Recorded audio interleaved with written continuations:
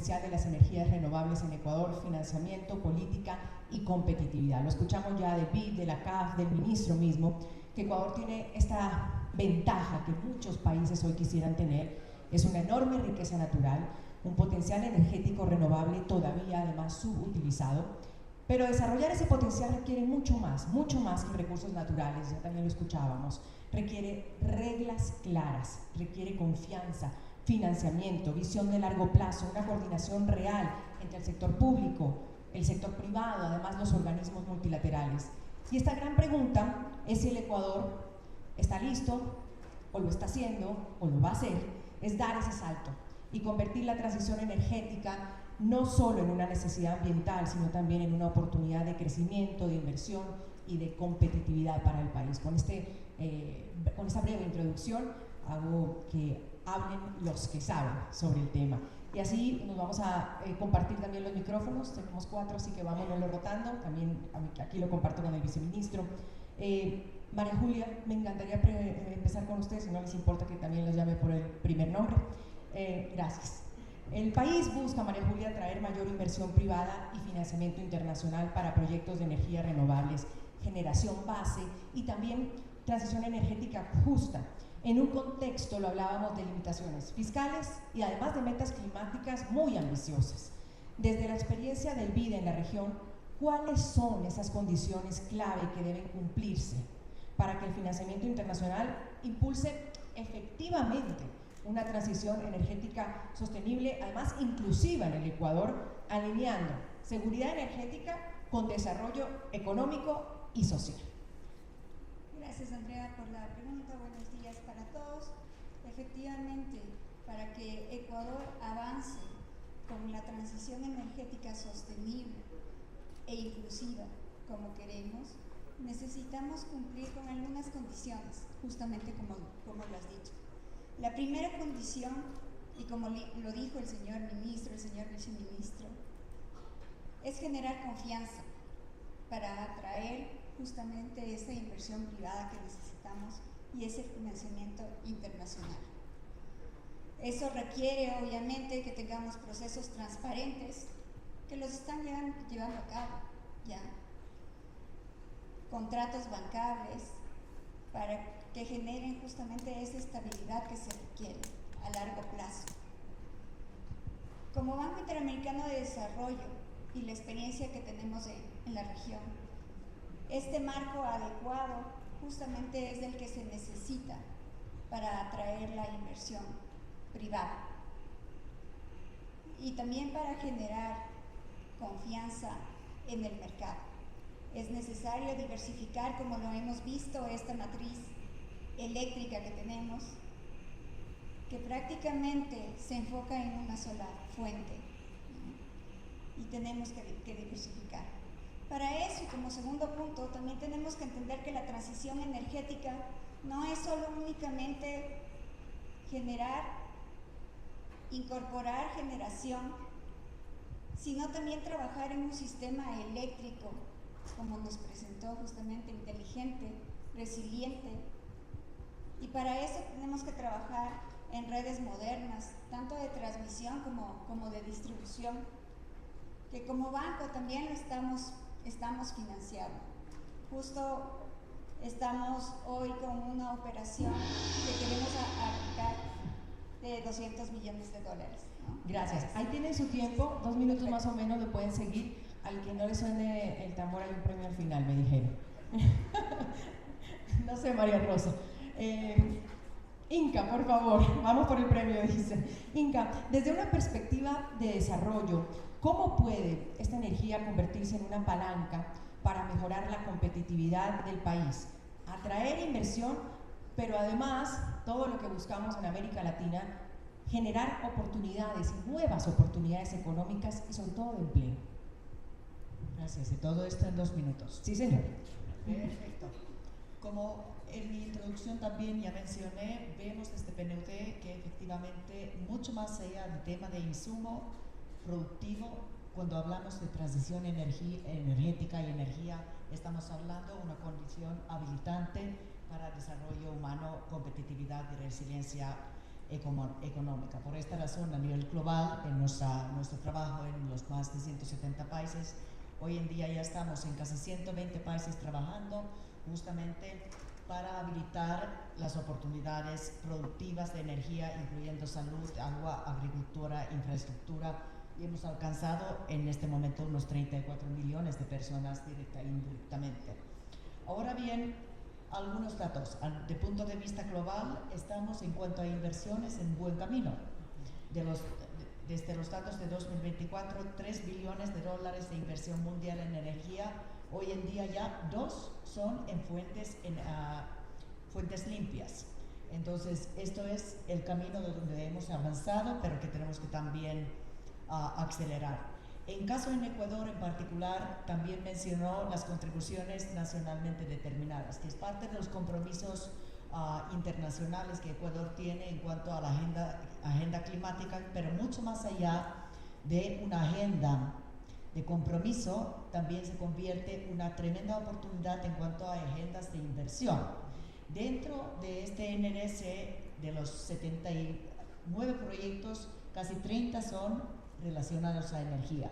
Algunos ya con financiamiento, pero también hay una cartera importante de identificar de una manera robusta oportunidades de inversión para los siguientes años en la inversión.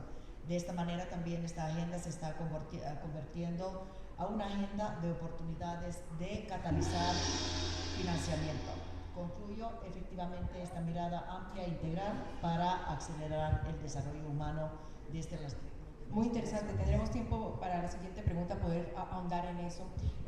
Señor Beltrán, me gustaría seguir con usted, si le parece, porque América Latina, y lo decía Diana Mejía de CAF, enfrenta este escenario complejo por la necesidad de diversificar matrices energéticas mientras se mantiene la seguridad del suministro y se avanza además en la descarbonización. Desde su experiencia regional e internacional, ¿cuál considera usted que debería ser esta hoja de ruta la más adecuada para países como Ecuador que buscan equilibrar la diversificación energética, además con una transición justa y sostenible? ¿Hay una hoja de ruta? ¿Hay una receta? Mil gracias, Andrea. Digamos, difícilmente podrías pensar en una receta, pero sí podrías voltear a ver qué se ha hecho, cuál es la práctica internacional y cuáles son los retos que se han enfrentado al desarrollar diferentes modelos. Quizás yo, primero, evidentemente, invertir en el talento es una estrategia ganadora. Y en ese talento que permita desarrollar recursos locales. Puede ser, por ejemplo, biocombustibles, puede ser eólico, puede ser solar, puede ser geotermia, puede ser marina, pero cualquiera de los recursos que se dispone Ecuador, esa es una inversión ganadora. Tú tienes el recurso, no hay manera de que no puedas aprovecharlo o no debas aprovecharlo.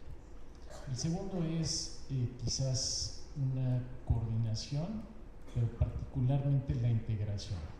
Digamos, en un espacio donde pues tienes 2 decenas de millones de habitantes, quizás si lo que estás buscando es, por supuesto, confiabilidad, pero atracción de inversiones, vale la pena integrarse con otros mercados.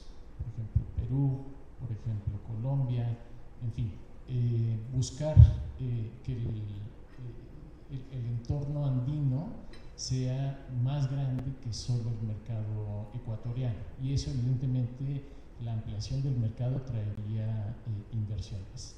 Y quizás un ejemplo solamente para terminar es el caso de los países nórdicos, donde desarrollaron el Nord Pool, y ese Nord Pool, por ejemplo, Noruega hoy es uno de los que fundó el Nord Pool y abastece todo Escandinavia, pero también una buena parte del mercado europeo. Muy bien, gracias Leonardo. Vamos ajustándonos, muy bien, gracias por cumplir con el tiempo. Viceministro, si le parece voy con usted.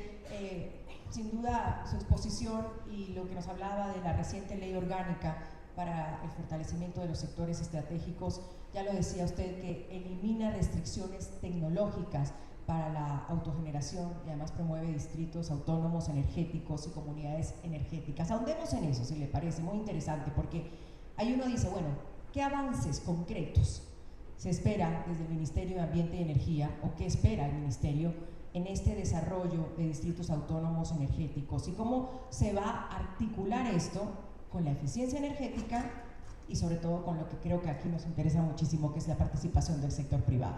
¿Qué hay de concreto? ¿Qué avance concreto? Muchas gracias por la pregunta. Ya lo dije en la presentación, este es un tema que no ha sido, por así decirlo, de manera unilateral como ministerio construido, ¿no? Hemos trabajado mucho con participación del sector privado y buscamos eso, buscamos que participen. Hemos venido con cámaras de industria, con el sector acuícola, hay ciertos nuevos polos de desarrollo industrial que se están desarrollando, hay mucho interés. Hay mucho interés, el distrito funcionaría como completamente regulado por nosotros, tendría la posibilidad de usar cualquier tipo de combinación de tecnologías, eso lo hace muy atractivo, ya que al momento de combinar distintos tipos de energía pueden sacar lo mejor de todo, ¿no? Es decir, por ejemplo, pueden usar solar en el día, si tienen algún almacenamiento de baterías durante la noche, quizás algún respaldo en una mínima cantidad térmica para garantizar firmeza, o quizás gas, y lo que buscamos es que participen el sector privado. No tenemos cuantificado cuántos megavatios, por así decirlo, o cuántos clientes potencialmente podrían ser. Nos hemos reunido específicamente con la Cámara de Industria de Durán, que están muy interesados, el sector acuícola de igual manera. Sin embargo, todo está como que en stand-by hasta que salga nuestro reglamento, porque si bien es cierto está en la ley, todavía falta que nuestro reglamento se articule cuáles son los requisitos, que es justo lo que comenté en la presentación. Pero creo que vamos por un camino, el reglamento ya tiene que enviarse en estos días a presidencia y salir en los próximos, al menos el próximo mes. ¿Lo ve de corto, largo o mediano plazo? Yo creería que mediano, porque de una u otra manera, como comentaba el señor ministro, la fabricación de temas de elementos eléctricos está muy demorada, porque a nivel mundial todos requieren energía. Entonces los tiempos quizás puedan iniciar con fases como solar, en un corto plazo, un año y medio, pero de ahí el otro tipo de tecnología sí van a ver un poco más en la implementación, pero lo importante es que arranque, ¿no? Y que ya sepamos que van a incorporarse en el sistema y eso liberaría el estrés que estamos teniendo o el incremento de demanda agresivo que estamos observando. Gracias, viceministro. Señor Rosero, ¿qué preferencias? Porque se me fue el reloj. Por si acaso no tengo el reloj ahorita, pero seguimos. Señor Rosero, desde su visión, ¿qué oportunidades y desafíos se ve en el desarrollo de la autogeneración y las comunidades energéticas en Ecuador? Y además, ¿cómo podrían convertirse en una realidad masiva, lo que hablábamos con el viceministro, en el corto y en el mediano plazo? Por favor. Muchísimas gracias, Andrea. Creo que la visión del gobierno de esta época es hacia una democratización del acceso de la energía y también del uso de la energía a través de sistemas descentralizados, sistemas como comunidades energéticas, en este caso lo hemos llamado distritos autónomos energéticos, con ciertas particularidades.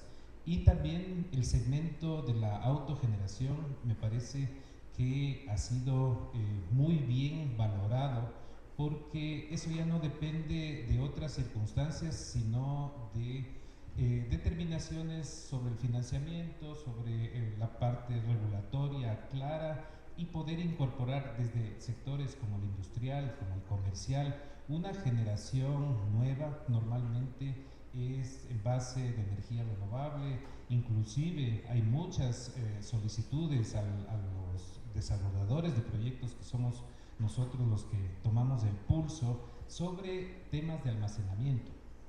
La crisis energética nos dejó algunas lecciones, y esas lecciones el sector industrial las tiene muy muy claras. Primero, tener un aporte activo hacia sistemas con resiliencia energética que aporten el sistema nacional interconectado, pero por otro lado también tener sistemas que puedan ser compensados, como el de autoabastecimiento, la regulación de generación distribuida, las otras regulaciones que ha implementado el gobierno, dan siempre una visión súper clara hacia dónde quiere también el país avanzar dentro de una oferta energética que ya sea posible tanto de financiar como de respaldar desde el sector productivo. Mil gracias, señor Rosero. Voy a la esquina de allá, al señor Pesantes. Me gustaría preguntarles justamente sobre el tema de la industria camaronera, porque como sabemos es uno de los sectores con el mayor consumo energético del país, si no uno de los más, especialmente por el uso del diésel en generadores y aireadores. Hay una estrategia, sabemos, y nos gustaría saber más cuál es esa estrategia de la Cámara Nacional de Acuacultura para acelerar esa transición energética justamente en las fincas camaroneras hacia energías renovables y sistemas más eficientes, entendiendo sin comprometer la productividad y la competitividad del sector. Nos gustaría escuchar. Muy buenos días y muchísimas gracias por la pregunta. Efectivamente, la transición energética en el sector camaronero al día de hoy es una necesidad competitiva para nosotros. La industria camaronera ha venido creciendo a un desarrollo muy importante en los últimos años, un promedio de 15% en volumen de crecimiento de las exportaciones en los últimos 10 años. Y la agregación de la tecnología que conlleva la implementación de este tipo de energías es lo que nos ha dado ese impulso adicional para que el sector siga creciendo. Ahora, existe también un potencial muy grande para que el sector siga migrando al uso de energía eléctrica. Efectivamente, el rubro de combustibles fósiles como el diésel, muy aparte del impacto ambiental que tiene, también genera un rubro muy alto dentro de la estructura de costos. Eso conlleva también a todos los equipos adicionales, los mantenimientos que hay que hacer y demás. En ese sentido sí es muy importante y desde la Cámara estamos trabajando de manera conjunta no solamente con nuestros afiliados, sino también con las diferentes autoridades en que se amplíe la capacidad y la red de distribución que existe a nivel nacional para que sean cada vez más las empresas camaroneras que puedan acceder a este tipo de energías. Las líneas la infraestructura, las líneas de distribución, en el país existen alrededor de 220.000 hectáreas y alrededor de solamente el 10% al día de hoy tiene acceso a energía eléctrica. Es decir, que tenemos un potencial aún mucho más grande para seguir creciendo. Es importante también seguir impulsando la implementación del uso de energías limpias. Esto a su vez lleva a la aplicación de tecnología y de equipos que nos hacen cada vez más eficientes, como el uso efectivamente de sistemas de aireación, sistemas de alimentación automática, la aplicación de tecnologías, inteligencia artificial. Todas estas herramientas son el resultado de la implementación de todas estas medidas. Gracias. Muy interesante, como ustedes pueden ver aquí en este panel tenemos diversidad porque está un gremio, está la empresa privada, tenemos al gobierno sin duda alguna, al BID y quiero hacer esa otra mirada del sector industrial. Claudia, gracias. Sectores industriales que requieren importantes inversiones de energías renovables, electrificación de fincas y tecnologías pues, de bajo carbono para mantener esta competitividad internacional. Y hay productos financieros para eso. ¿Cómo está Produbanco diseñando productos financieros específicos que faciliten justamente esa transición energética de sectores intensivos en consumo energético, articulando lo que estamos hablando acá? Sostenibilidad, pero siempre con la viabilidad económica. Correcto. Gracias, Andrea. Primero agradecer al equipo del seminario por la invitación a Produbanco a ser parte de este foro y poder contarles de primera mano lo que estamos haciendo en pro de la sostenibilidad y muy enfocados en la transición energética. Y te diría, contestando a la pregunta, que tras la crisis energética que vivimos en el 2024, la mentalidad del empresario ecuatoriano cambió. Yo creo que dejó de ver el tema de la adopción de energías renovables como un lujo, más bien lo empezó a ver como una decisión estratégica para la sostenibilidad de su operación en el largo plazo. Es ahí cuando Produbanco visualizó una oportunidad bien importante de convertirnos en el catalizador de esta transición energética para las empresas. ¿Y qué hicimos? Les diría que lo primero que hicimos es entender un poco más a profundidad las soluciones y quizás muy enfocados en las soluciones más de corto plazo, que vendría a ser la solar. Hicimos una alianza estratégica con varios clientes especialistas en proyectos fotovoltaicos para diseñar un producto que se acople a las necesidades de los clientes, de nuestras empresas. ¿Qué buscamos? Realmente buscamos un producto que sea innovador, que visualice y que solucione 3 necesidades importantes que nos transmitieron estos jefecistas que son clientes también nuestros, ¿verdad? Y quizás el primero es generar un modelo basado en ahorros. El segundo es una flexibilización de plazos para este tipo de productos. Y el tercero es una estructuración de pagos acorde al flujo energético. Es decir, ¿qué buscamos? Que las empresas dejen de ver la adopción de energías renovables como un costo, sino que se compense con un ahorro, evitando la fuga de liquidez para el core business de nuestros clientes. Muy interesante, gracias. Hemos terminado esta primera ronda, vamos a entrar a otra, así que vuelvo con María Julia ya para hablar de integración eléctrica regional, tan importante. Porque como lo hemos visto, Ecuador trata o ha tratado o está en su camino de avanzar en esta transición energética con énfasis en la diversificación de su matriz. Desde la perspectiva del BID, ¿cómo está apoyando el banco esta transición energética del Ecuador hacia el 2030, mirando al 2030, especialmente en esa incorporación de energías renovables y proyectos de integración eléctrica, ya lo decíamos, regional? Y pongo ejemplo la interconexión eléctrica de 500 kilovoltios con Perú, porque siempre se dice que o dependemos a veces de Colombia, la situación pues en Colombia sabemos cómo está, y se abre esta ventana con el Perú. ¿Eso cómo avanza y cuál es el apoyo que está dando el banco? Desde la perspectiva del Banco Interamericano de Desarrollo, como lo dijimos, para que Ecuador avance en esta transición energética, existen 3 prioridades. La primera, diversificación de la matriz eléctrica, sin duda. La segunda es un sistema resiliente, un sistema eléctrico resiliente. Y la tercera es justamente profundizar en la integración regional. Es algo muy importante para el banco. El banco cofinancia justamente este proyecto. Desde el lado de Perú, financia por el lado privado, BidInvest, el proyecto de interconexión eléctrica, y desde el lado de Ecuador financia el lado público. Este proyecto cuenta alrededor de 280 kilómetros, 2 subestaciones eléctricas, y tiene un presupuesto de referencial de $264 millones. Este proyecto es muy importante y muy emblemático para el banco y también para Ecuador, debido a que de consolidarse tendríamos 680 megavatios adicionales de generación eléctrica, y como lo dijo Andrea, justamente con sistemas complementarios, ¿no? Lo que no nos pasa con Colombia, nos pasa con Perú. Además de esto, de fortalecer la seguridad del sistema eléctrico ecuatoriano, bueno, de los 2 países en realidad.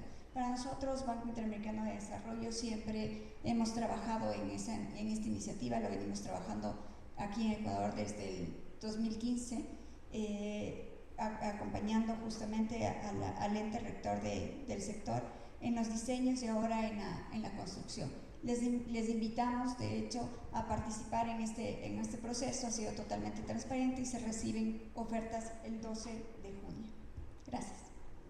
Mil gracias, muy interesante, María Julia, muy gentil. Voy con el viceministro, si alguien me regala por ahí el micrófono para el viceministro. Siguiendo en la vía o en la onda del plan de gestión del gobierno, que lo hemos escuchado públicamente, que incluye importantes proyectos de generación térmica, han dicho, ciclo combinado, diésel, gas natural, junto además con iniciativas de energías renovables. ¿Cuál es la estrategia, si se puede resumir, señor viceministro, del ministerio justamente para equilibrar la incorporación de generación térmica de transición con ese escalamiento de energías renovables y eficiencia energética, lógicamente sin afectar los compromisos de sostenibilidad? ¿Cómo es esa estrategia para unir todo? Muy buena pregunta. Bueno, yo creo que se ha ido respondiendo en el tiempo, ¿no? Como ustedes conocen, el año pasado, en los últimos años, en este gobierno se han cambiado algunas veces la ley eléctrica y su reglamento asociado. Entonces, bajo ese concepto, hemos abierto para la participación del sector privado mediante delegaciones directas hasta 100 megavatios de energías renovables no convencionales, es decir, eólico, hidroeléctrico, fotovoltaico, biomasa, creo que también está ahí, geotérmico. Entonces, bajo ese concepto, ese segmento de generación de hasta 100 megavatios prácticamente lo estamos dejando en manos del sector privado. Es decir, todo el componente renovable lo estamos dejando ahí y tiene una razón de ser, ¿no? Realmente la banca financia mucho esos proyectos. Entonces, ese es el camino que estamos optando, es decir, a través de estas delegaciones directas hasta 100 megavatios, que el privado ingrese en generación. Claro, no es una generación masiva, pero va sumando y se va complementando con nuestra matriz. Y por otro lado, la generación térmica o la firmeza, ya sea a través de combustibles líquidos o de gas, la buscaríamos a través de nuestras empresas públicas, ¿no? En este caso es el EQP y el ECAUSTRO. Inca, miremos hacia adelante. No solo al 2030, el que hemos hablado acá, sino más adelante, mirar hacia 2040 o 2050.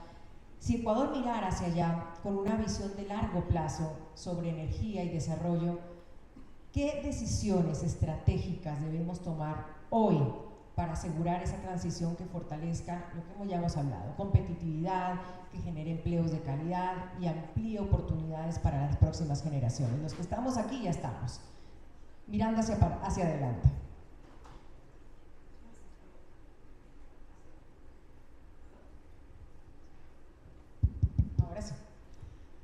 Ahora sí, esto es justamente uno de los papeles que en varios de los países de América Latina, el Caribe e incluso fuera de la región estamos promoviendo. Ver las implicaciones de desarrollo de las decisiones que se está tomando hoy. Quiero rescatar el punto de partida que América Latina y el Caribe en términos generales es una de las regiones más avanzadas en cuanto a la apuesta a energías renovables. Tenemos incluso países como Uruguay y Paraguay que ya están con matrices energéticas completamente sostenibles. Sin embargo, nuevamente tenemos que tomar el punto de vista de resiliencia en cuenta. ¿Qué significa esto? Nuestra alta dependencia en la región, por ejemplo, de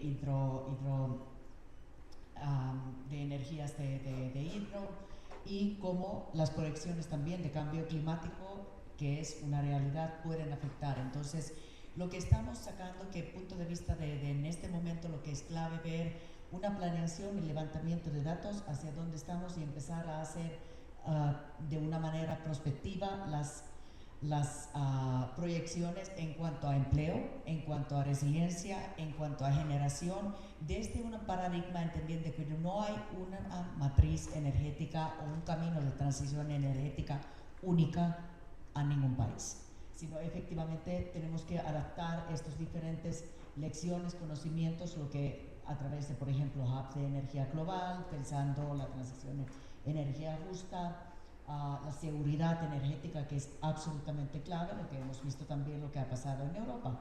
En los últimos años la generación de energías renovables muy domésticamente ha tomado un impulso por razones obvias.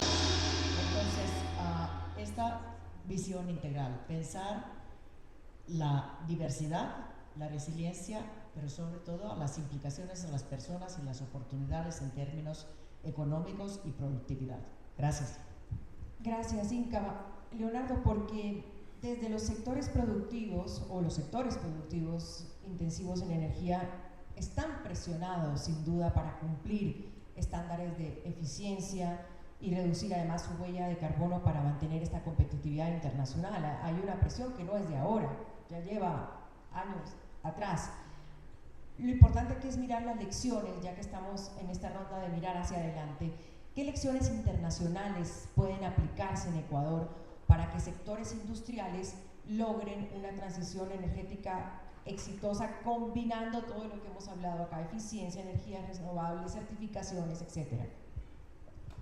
Mil gracias. Bueno, quizás el punto central es la internacionalización de los sectores, ¿no?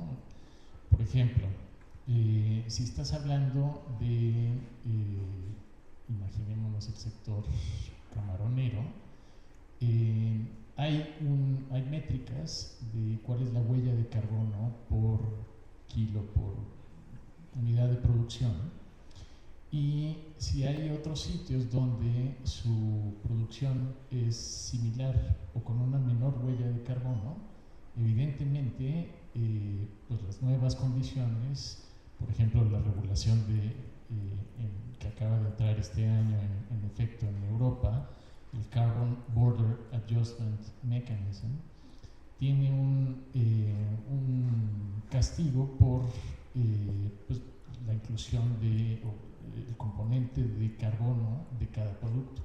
Entonces, si no estás expuesto a lo que está ocurriendo a nivel internacional, difícilmente puedes ver cuál es la mejor práctica y cuáles son las lecciones aprendidas. Entonces, el primer punto sería internacionalización del sector.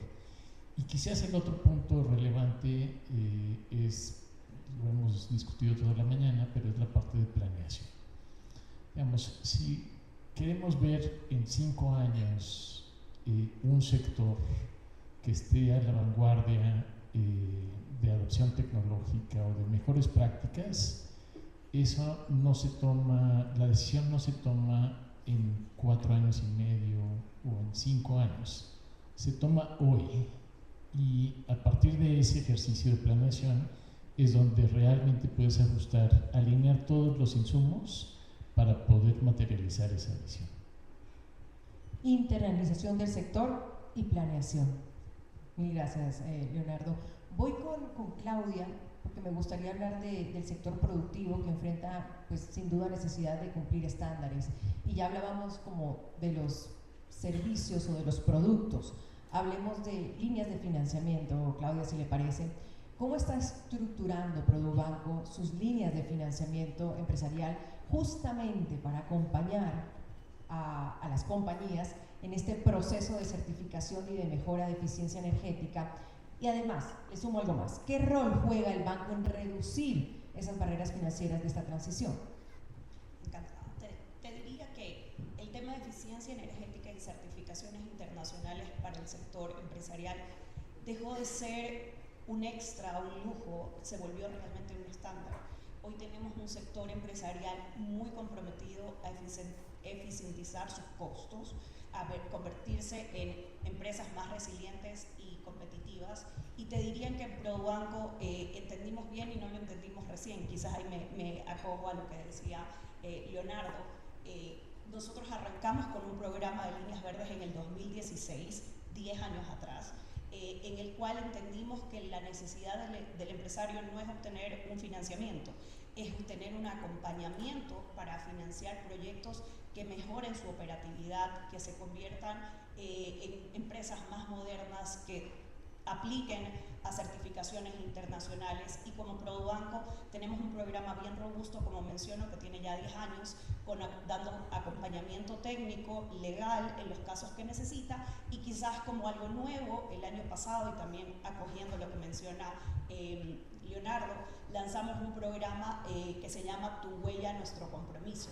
Como banco estamos mirando y acompañando a los clientes para que desde ahora empiecen su medición de huella de carbono y estén listos para estos retos que está poniendo el mercado, especialmente el europeo, con los nuevos requerimientos para los clientes. Entonces buscamos generar una ventaja competitiva a nuestros clientes, acompañarlos no solo desde la parte financiera, sino desde la parte sostenible y técnica, y adelantarnos un poco a las necesidades para crear un sector empresarial más resiliente y competitivo.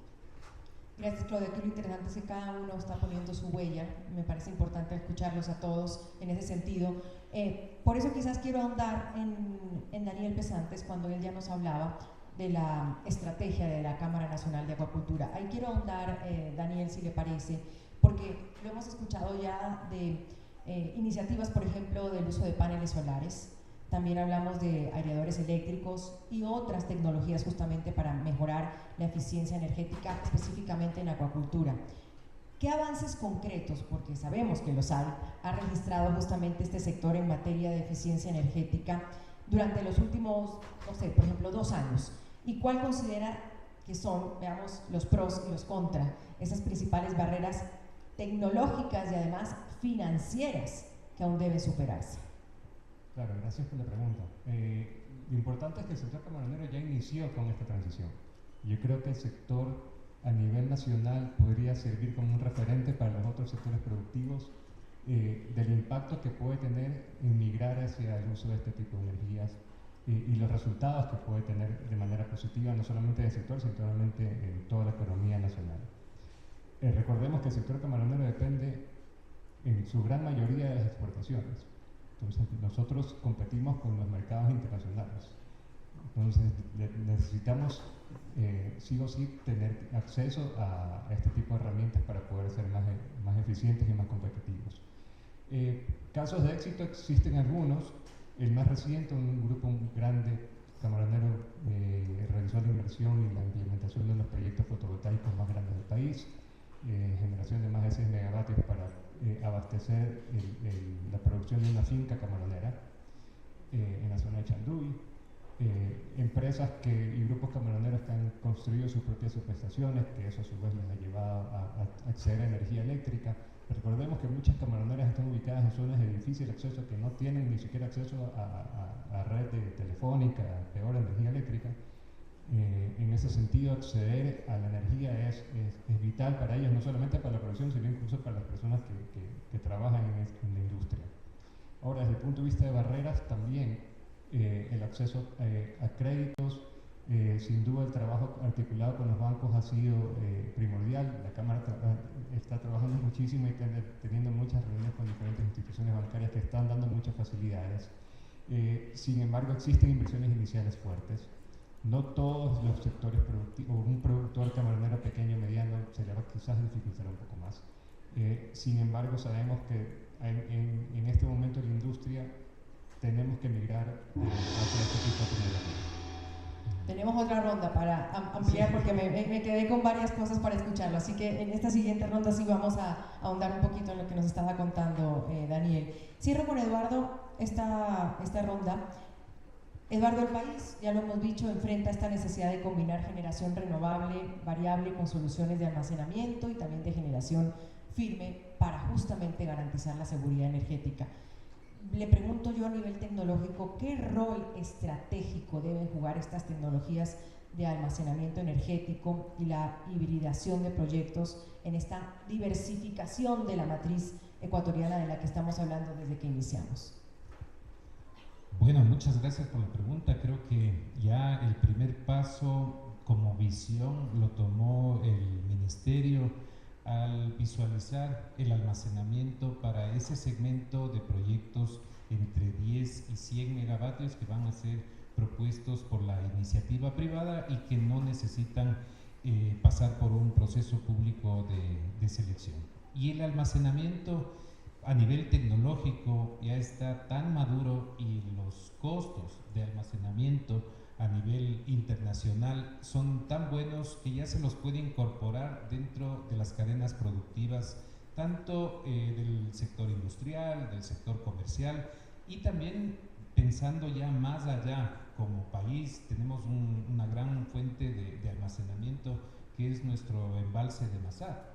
Si tenemos en cuenta que la hibridación de los diferentes tipos de tecnologías, tenemos solar fotovoltaica que produce por el día y que puede disminuir el requerimiento de agua en las centrales hidroeléctricas, hibridación, pero si ya lo trasladamos al sector industrial o comercial, todo este avance tecnológico, también el uso de cómo vamos a disponer de esa energía a nivel comercial, industrial, con redes inteligentes, con inteligencia artificial que nos permita hacer una gestión de la demanda, ya es significativo.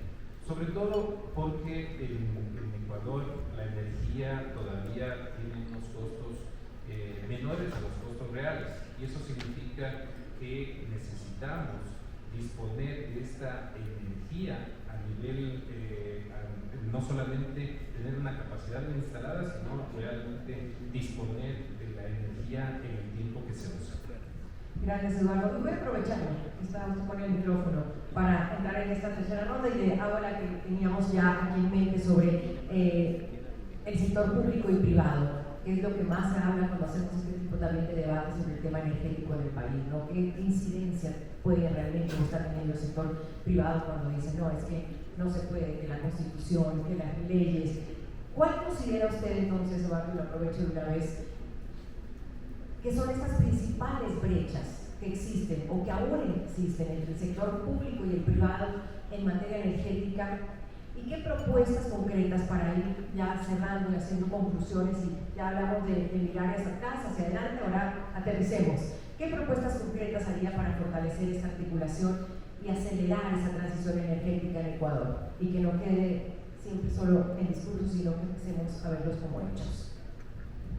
Bueno, por un lado ya hay una buena, las premisas iniciales son buenas, hay una buena cooperación entre el sector público, el sector privado, los multilaterales, las entidades bancarias nacionales, la cooperación internacional. Sin embargo, yo creo que la articulación de mesas un poco más técnicas que permitan tener una idealización mucho más efectiva, tanto en los procesos públicos de selección. Por ejemplo, tenemos retrasos que van de procesos que ya se tomaron desde el 2023 y que no realmente están aportando con energía al país. Esas lecciones aprendidas las tenemos nosotros que regularizar a través de nuevos procesos, una interacción mucho más efectiva de los procesos de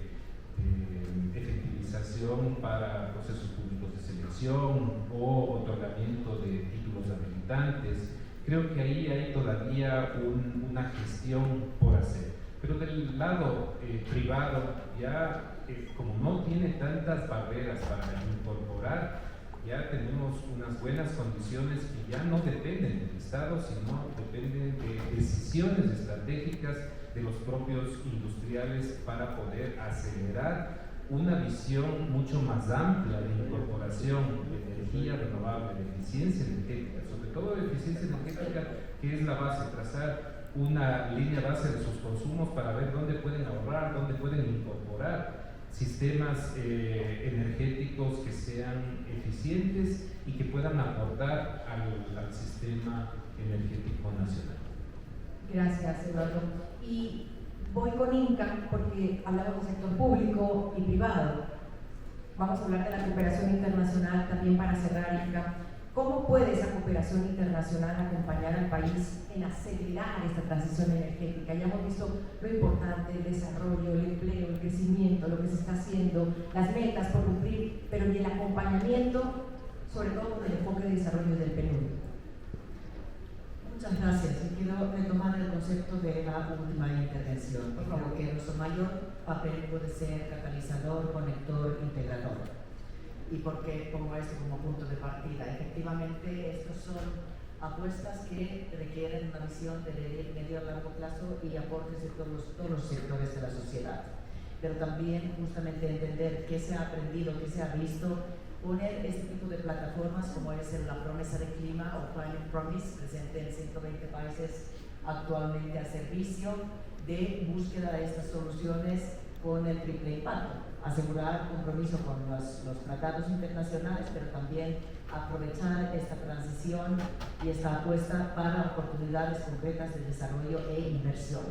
Entonces, esto es un elemento. Y lo que nuestro papel en varios casos es apoyar con la asistencia técnica en la parte de planeación, en la parte de política, en generación de datos, como entidad de asistencia técnica y de conocimiento. Segundo, toda la parte también estamos tomando un papel importante en los países en general, carteras financiables que pueden impulsar y acelerar la transición energética. Esto ha sido claro, por ejemplo, en el caso de Ecuador, y efectivamente esto también permite una hoja de ruta y una carta de presentación al país para búsqueda de este tipo de financiamientos. Y por supuesto también las capacidades institucionales. ¿Dónde están? Y tener esta visión de desarrollo efectivamente. Hoy, si tomamos esta visión, ¿qué significa en términos de necesidades, resiliencia, pero también, por ejemplo, oportunidades de empleo y económicos? Y por fin, yo creo que, y aquí aprovechando que nuestros grandes socios de Ban Ecuador están presentes, yo creo que tenemos que también entender nuevo tipo de oportunidades de cooperación y cómo podemos conectar actores como la Banca de Desarrollo Nacional efectivamente como las entidades catalizadores para traer los beneficios. Así que esto es algo que ya está ocurriendo incluso en Ecuador. Entonces, nuestro papel no es financiar, no sustituir el financiamiento, sino abrir las puertas de la gran cartera de Financing for Development. Cooperación internacional, abrir esas puertas del financiamiento por María Julia, con las multilaterales. ¿Cómo está orientando el BID justamente estos programas de financiamiento y asistencia técnica para fortalecer la eficiencia energética y la modernización de las redes de distribución en Ecuador? Y lo más importante también, ¿qué impacto espera el banco? Gracias, Andrea.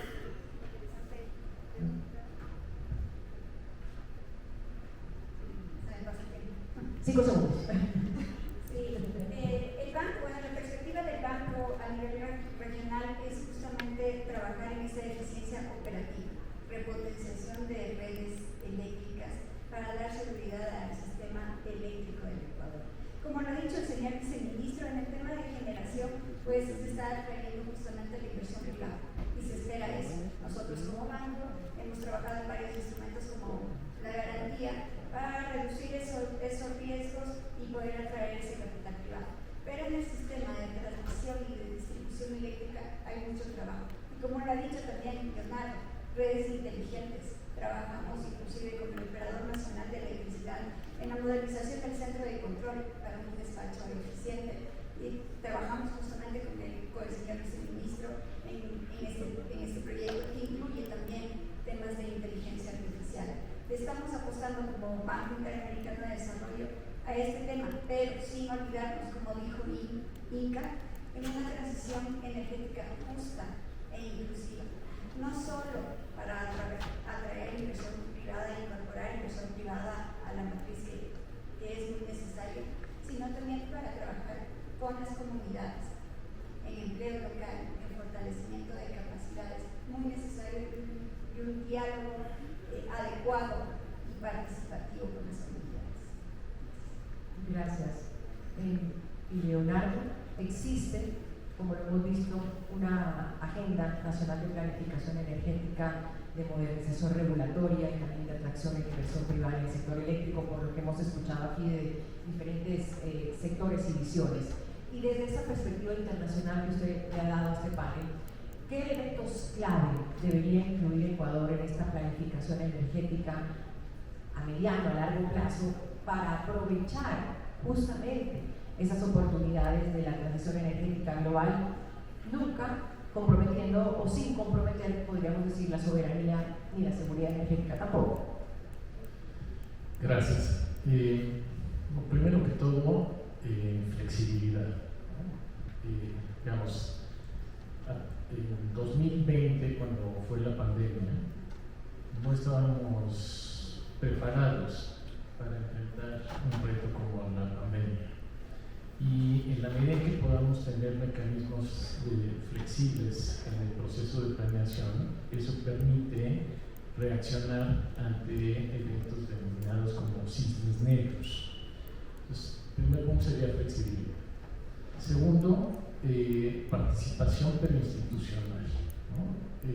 Evidentemente siempre hay consultas, pero una buena práctica, por ejemplo, en mi país creamos un Consejo Nacional de Transición Energética donde se invitaba a todos los actores y tenían, querían participar, lo hacían, pero en ese consejo se decidían, por ejemplo, el programa especial de transición energética para el país. Entonces, los haces, por supuesto, con partícipes, pero la otra es el compromiso que cada uno de los actores refleja en ese desarrollo.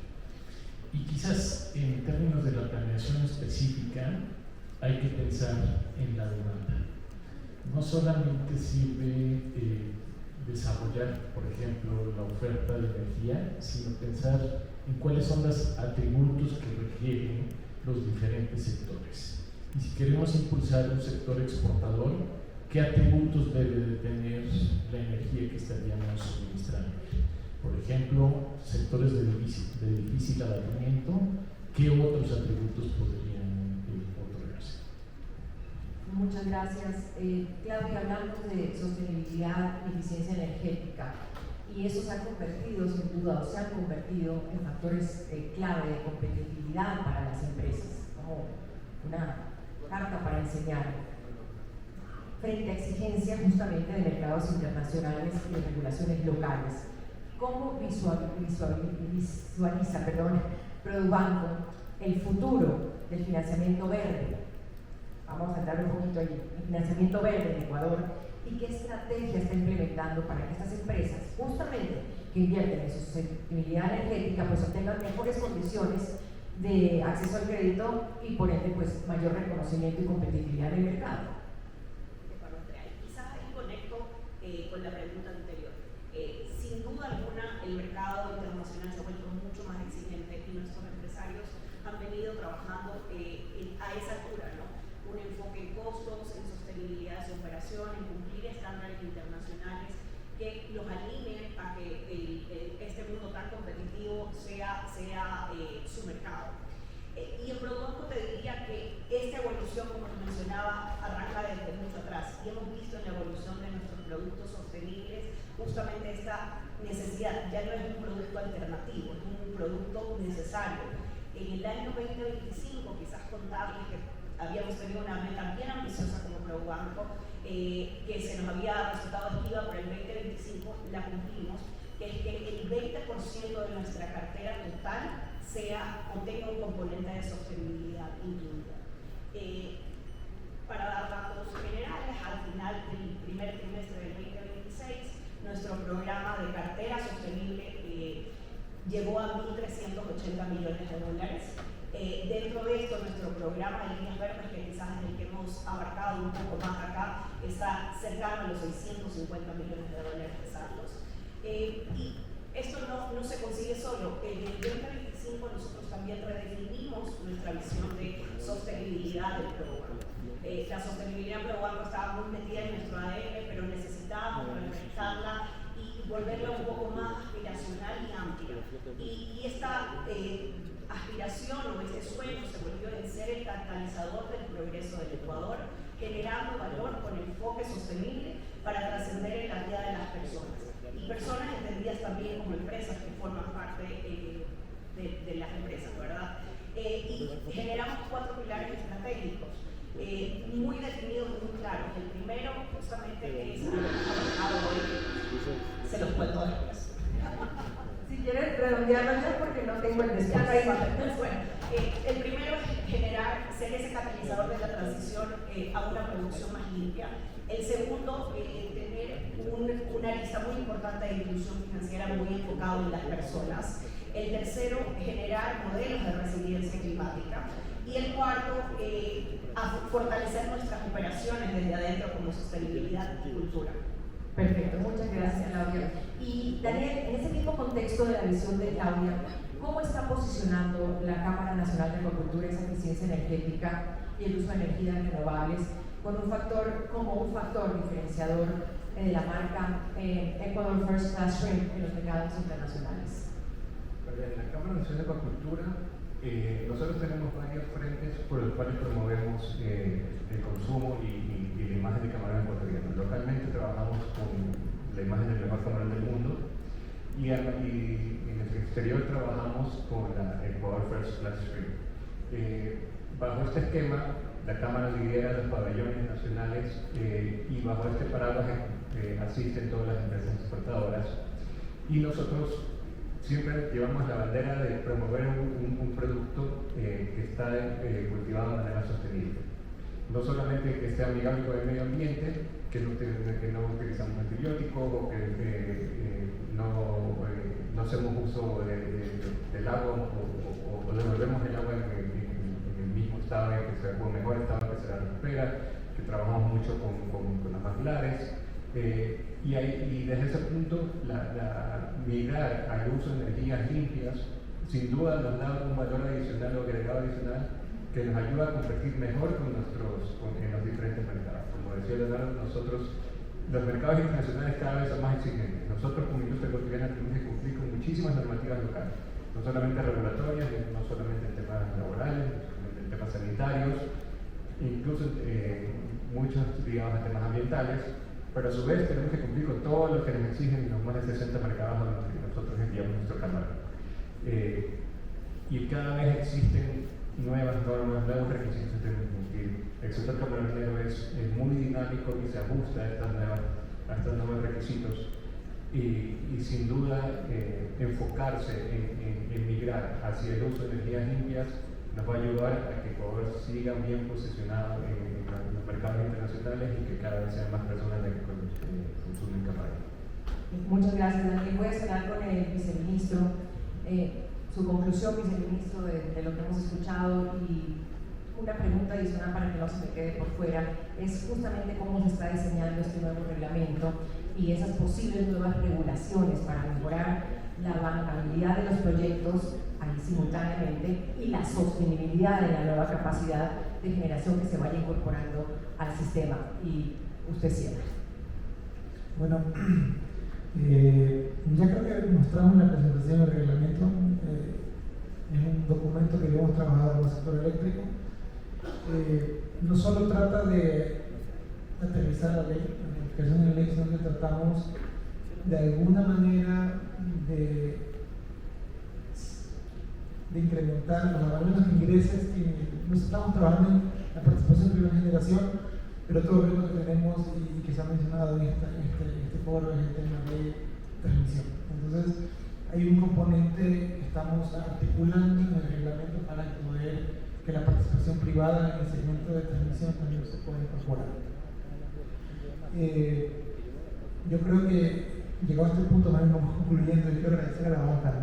La banca nos ha ayudado mucho a todos los multilaterales, gracias por el apoyo y nos siguen apoyando, ¿no? Si bien es cierto, esta modificación que viene al reglamento va a ser clave porque vamos a dar un paso más en allanar el camino para que ingresen los privados en el sector eléctrico.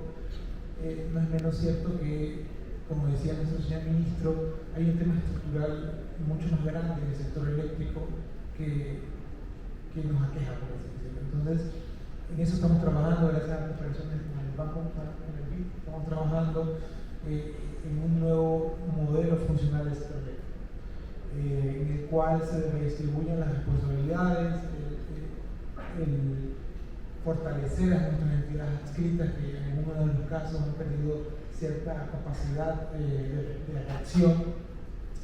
Nuestras empresas públicas de alguna u otra manera también ver cómo les damos un giro, ¿no?, a su funcionamiento y también el esquema transaccional. Yo creo que esa ley, porque parte de esa consultoría es el modelo conceptual, una modificación de ley y el reglamento que se vendrán, esperamos hasta este máximo, creo que tenemos hasta agosto de este mes para ya presentar una propuesta, y creo que se va a ser un punto de inflexión en el cual el sector eléctrico va a cambiar como debe.